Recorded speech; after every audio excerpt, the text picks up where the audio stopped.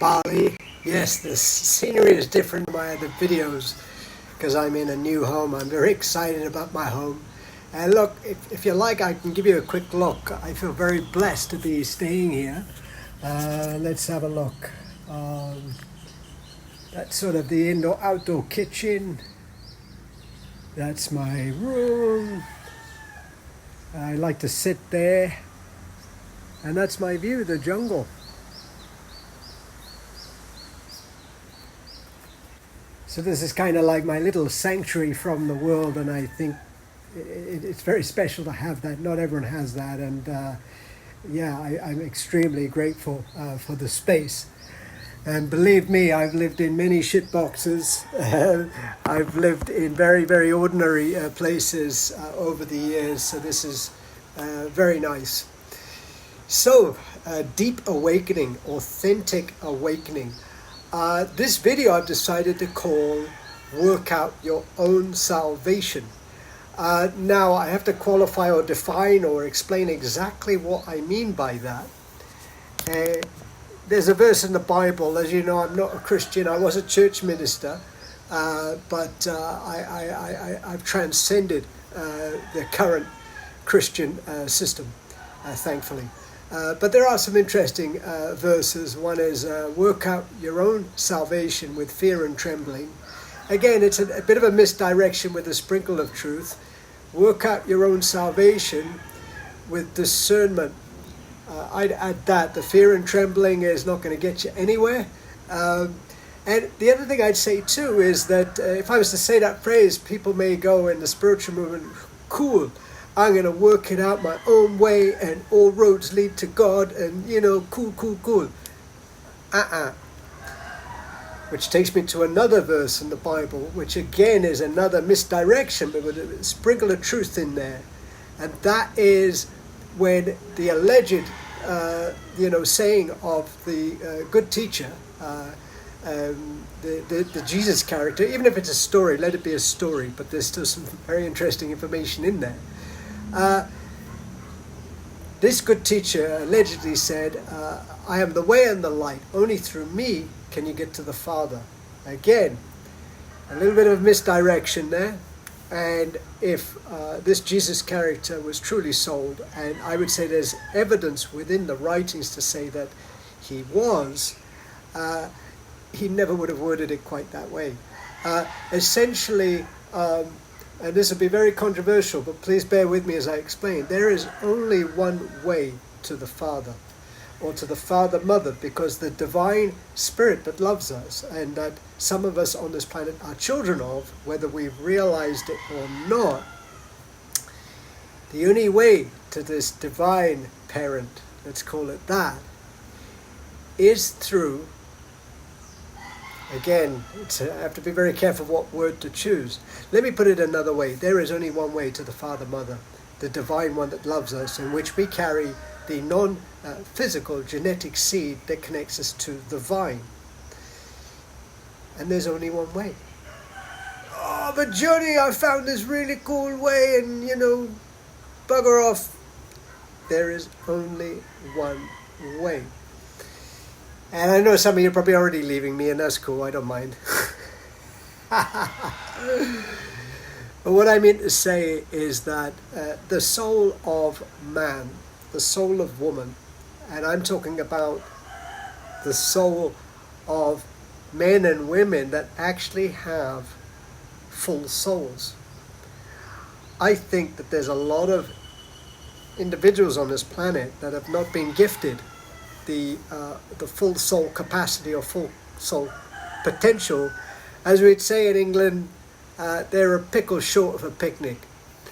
And anyway, back to those who have full capacity, full potential. Potential is a better word, because most people who are in potential fully souled are fast asleep, and they carry the same morals, the same mores, and the same values as those that I would dare say, it's not that they want to just be wicked in a conscious, it's just not there.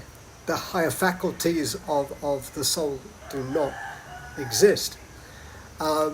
Anyway, back to fully souled in potential or realized, which is to be awake. there is absolutely only one way to the Father, Mother, to the Divine Parent. That is because within us is a seed, a genetic code that once given the fertile ground and germinates and becomes the fully established tree of life that it is of one species. And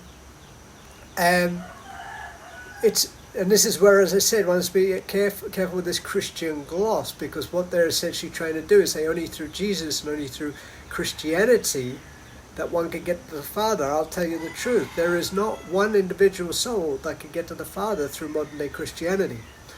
I can feel the daggers. I feel the daggers. I was a church minister for 6 years until I grew up spiritually. So that's a misdirection. However, there is a sprinkle of truth in the elemental idea.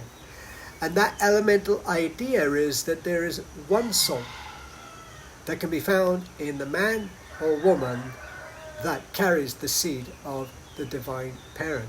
Therefore, there is only one way it can be fully realized. Therefore, there is only one way.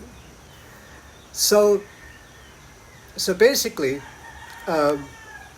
where the variations come from has to do, as Moraviev would put it, the Russian writer, he would put it in much better terms than I do, but he talks about people's karmic debt. In other words, carrying a certain, body of cause and effect that will linger, and as they awaken needs to be fully burnt in order for them to be entering of the new cosmic jurisdiction. That is, they are no longer governed by the principle of the world, which essentially keeps a man asleep.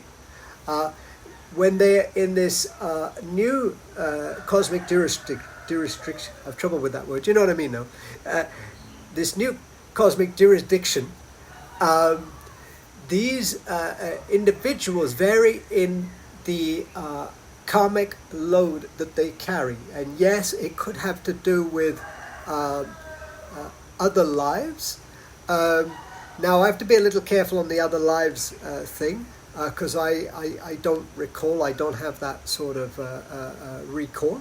But if it is a thing, and I think it may well be a thing, maybe I could do a video on that, then the variation is how one, so if this is the road or the way, the one way, which is the way back to home, the way back to the Divine Parent, you can be here with your own karmic load, your own idiosyncrasies, all sort of mixed in, and that means some will go like this and hit the road.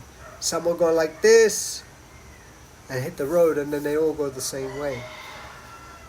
I tell you the truth, and as you would know by now, even though it may just be mental ideas to you, that when one is developed sufficiently, they get access to the higher centers, and this allows for direct revelation from the Divine Parent.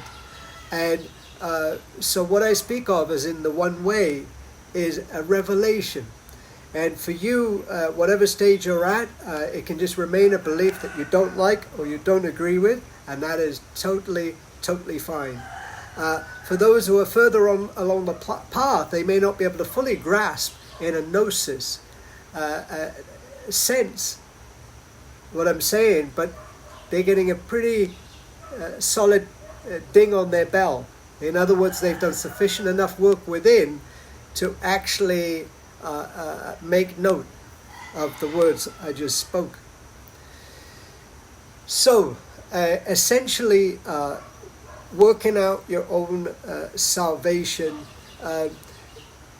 is very important, but like I said, I don't mean the many roads lead to God. And whilst we're on this topic, I would like to talk more about Christianity and some of the myths that are in there. Now, I'm going to say something else that's very controversial. There has never, ever existed in the history, both known and unknown, and also the future, both known and unknown, will there ever exist a Messiah that is divine? It is an oxymoron. And that's why I say Jesus as a character and a teacher, based on a lot of the teachings in there that can only really be expressed from an individual with gnosis, in other words, with sufficient development, and can only really be perceived by others who have sufficient gnosis. So you name it, whether it be Krishna, Jesus, you name it, all of them, anyone who claimed or had others who claimed that they're a Messiah,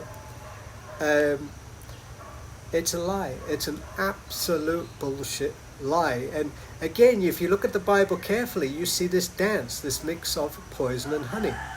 You see a man who was wise because he was awake and washed the feet of his disciples, refused to take any sort of leadership position, no matter what he was offered, even the world. And interestingly enough, we have in the same story, I'm the only way. I rose from the dead. I'm your connection to God. I'm your middleman.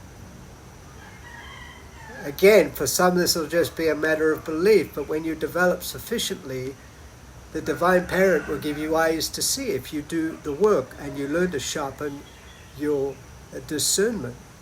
So yes, this idea, and look, there's a lot of things too, that when you give over your psychic power and worship to a Messiah, you guarantee you will never individually awaken. Just think about that. And this is the trap, this is the danger. So when you worship any intermediary between you and the divine parent, you guarantee yourselves of not waking up until you realize that ignorance. Furthermore, so we're getting into worship now, no truly divine entity, and that means no truly divine entity would ever request worship, because that divine entity would know that it blocks your spiritual path. And so this whole idea of Messiah, and it's almost, I remember I read one book, and it was called, what was it called?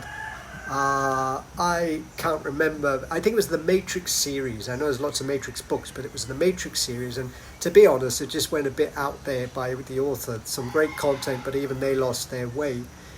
And one thing they said that I thought was interesting is they said that the wish to worship is a genetic program, a genetic alteration done by another species of the physical, possibly non-physical realms.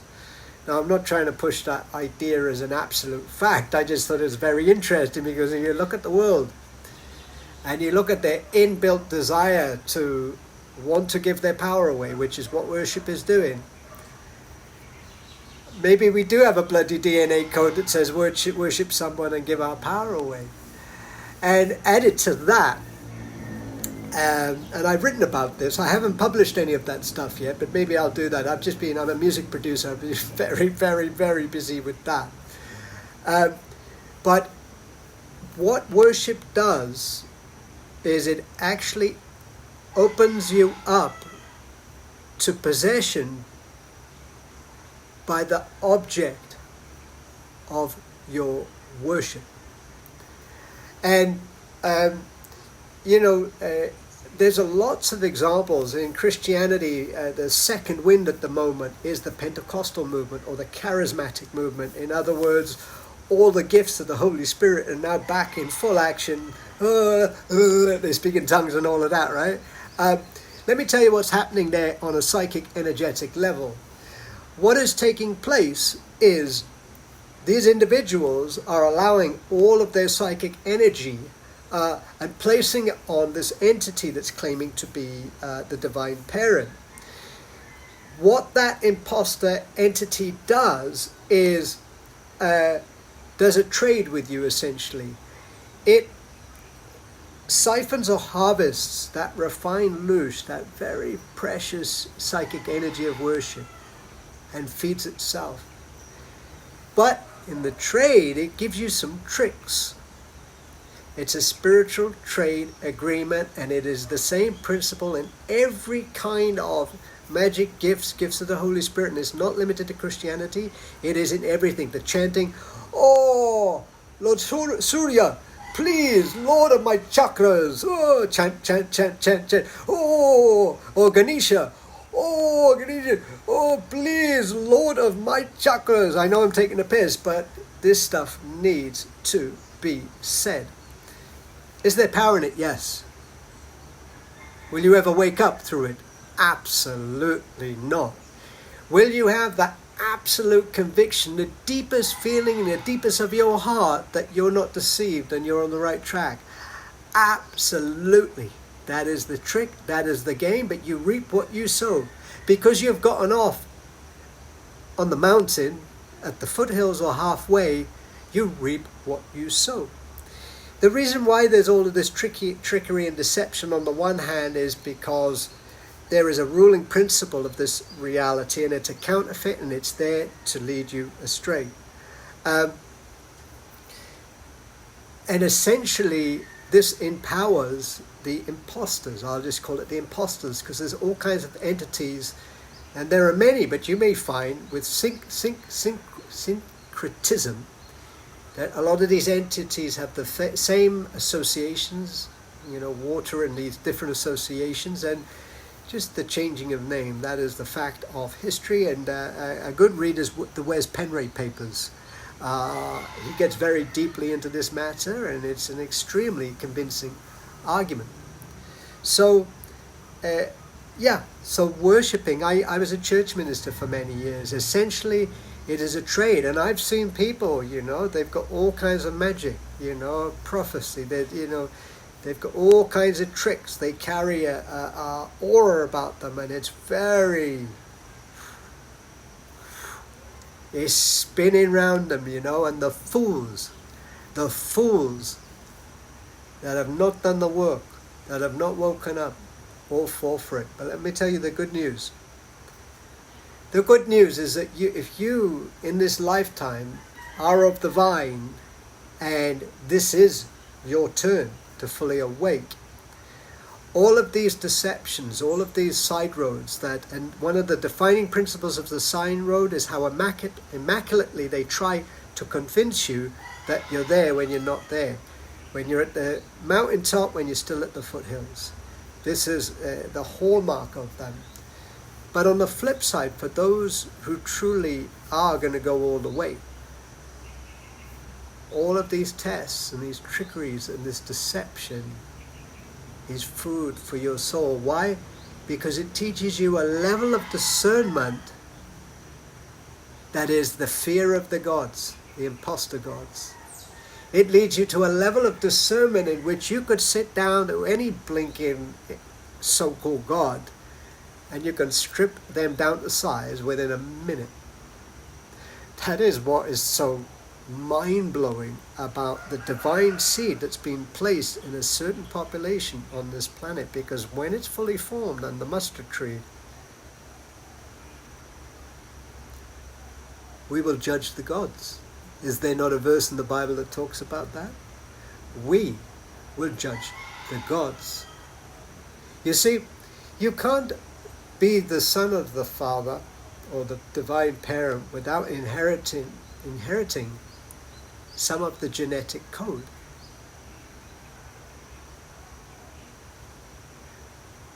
We have the capacity to truly be the sons and the sons and the daughters, my bad, of the divine parent, and to truly do the work here, and to reveal and to point out and to call out bullshit. That is what part of our purpose is to do exactly that. I've spent many years worshipping, and I will never do it. And I also know that any entity that is divine, The other aspect of the divine parent, and this is where the Bible is sprinkling some truth, is it is grace-based. That means that a true divine entity gives without expecting anything in return. Now, that's not to say that a karmic burden that you carry doesn't need to eventually be burnt out. It does need to be burnt out, but the nature of the divine parent is to give without expecting something in return. That is the defining characteristic of the divine parent. And yes, it also involves you doing the work. If, there's Christians who think they can be saved by just faith and belief alone, well, good luck with that, and you'll find out eventually how stupid and silly and childish that is. But this is the nature of the divine parent. All of these trade agreements has nothing to do with our parent, our divine parent, in heaven and present right now for those who have awoken. So, that's the nature of the divine parent. I'm wondering whether to wrap up. I've actually gone a few different directions today. But I think I may just leave it there.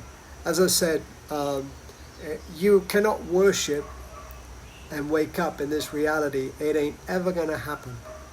But I do hope you do the work, the inner work. And one thing I did want to add, because remember it's a dichotomy. I've just said that on the one hand, the divine parent gives without expecting something back, and yet you also have to do the work, and we also deal with karmic burden. You reap what you sow. This is an advanced principle, and if you are advanced, you'll understand what I'm saying, or you will know. Gnosis, gnosis, know. That at a certain level of development, you develop skill or higher skill, and that is the ability to know when to apply one principle and when to apply the seeming opposite principle. This is an advanced skill, and I do think that when the Buddhist teachings refer to skill, at first I was like, why are they using the word skill? Skills like basketball or, whatever. Because I think it is referring, or at least my interpretation is skill. I'll give you an example. A very important thing for my emotional healing has been to really get in touch and allow my emotions, even though sometimes they're quite embarrassing and I feel a bit ashamed about those emotions. But then as I realized the spiritual war that we are in, so to speak, I also realized that there seems to be a principle or an agenda or entities at work seeking to get a harvest from my loosh, from my psychic emotional output. So on the one hand, I have to be completely real and honest and vulnerable about how I feel. But on the other hand, the other skill I need is to know when to let go. If there are feelings passing through me that are unhelpful, that have nothing to do with the divine, then I need to simply let go. And I would add, it's not about trying to make that into a positive, because you need to identify with that in order to try to make it a positive. And the whole goal is to not identify, because to identify is to take that feeling that runs through you and say, yeah, it's me. There's a lot of stuff going on in our inner world that we mistake for us that is none other than manipulation. It's quite simple. But back to the dual principle, or the higher skill, it's to be able to be totally in touch with your feelings, but have the wisdom or skill to know when to let the nonsense go. And I think on that note, I will go. I wish you a wonderful rest of the week and weekend. Peace.